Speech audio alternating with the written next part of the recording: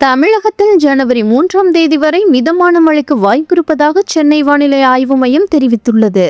தென்கிழக்கு வங்கக்கடல் மற்றும் வடக்கு கேரளாவை ஒட்டிய பகுதிகளின் மேல் வளிமண்டல கீழடுக்கு சுழற்சிகள் நிலவுவதாக சென்னை வானிலை ஆய்வு மையம் தெரிவித்துள்ளது. இதன் காரணமாக தமிழகத்தில் ஓரிரு இடங்களில் இன்று இடிமின்னலுடன் கூடிய மிதமான மழை பெய்யக்கூடும் என்று தெரிவித்துள்ளது.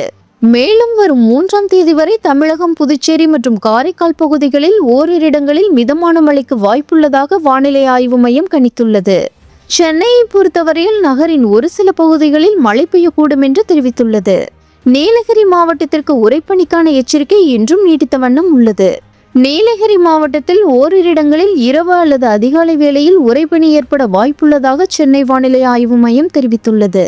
தமிழகம், புதுச்சேரி மற்றும் காரைக்காலில் குறைந்தபட்ச வெப்பநிலையானது இயல்பை விட 2 முதல் 3 டிகிரி செல்சியஸ் வரை குறைவாக இருக்கக்கூடும் எனவும் தெரிவிக்கப்பட்டுள்ளது.